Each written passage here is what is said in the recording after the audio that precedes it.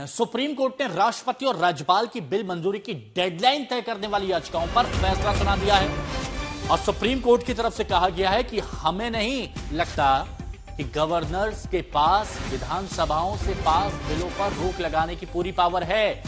Supreme court की तरफ से कहा गया है कि गवर्नर्स के पास तीन ऑप्शन है, या तो मंजूरी दें, या बिलों को दोबारा विचार के लिए भेजें, या उन्हें राष्ट्रपति के पास भेजें। कोर्ट का कहना है कि बिलों की मंजूरी के लिए कोई समय सीमा तय नहीं की जा सकती। अगर देरी होगी तो हम दखल दे सकते हैं।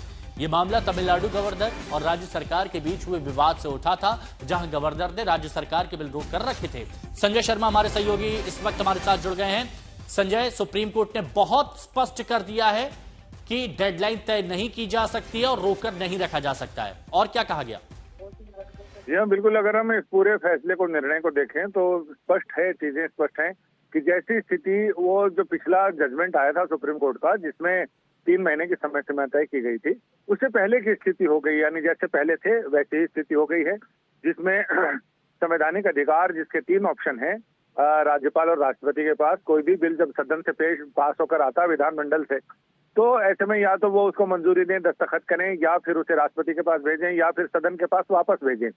तो बस कोर्ट ने इसी चीज को, जो संविधान के अनुच्छेद 201 और 202 में अधिकार बताए गए हैं, उसी को परिभाषित किया है। और उसमें ये कहा है कि जो संघ का सिद्धांत है, जो अपना संघवाद है, उसमें शक्तियों का संतुलन भी है, शक्ति संतुलन है, और सभी अंगों की अपनी अपनी मर्यादाएं हैं। उन मर्यादाओं का पालन करें तो किसी को कोई दिक्कत नहीं होगी।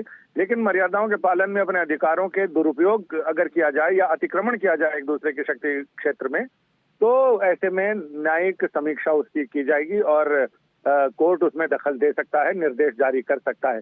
तो लिहाजा ये पूरा जो संविधान पीठ का निर्णय है, वो अपने आप में एक लैंडमार्क है, और वो ये सारी चीजें स्पष्ट करता है। जो ग्रे एरिया था, उस ग्रे एरिया को क्लियर करता है। शुक्रिया आपका हमारे साथ जुड़ने के लिए संजय। जानकारी के लिए भी, तो ये ऑर्डर 11 अप्रैल को आया था। इसके बाद राष्ट्रपति ने मामले में सुप्रीम कोर्ट से राय मांगी थी और 14 सवाल पूछे थे, जिसके बाद ये फैसला आया।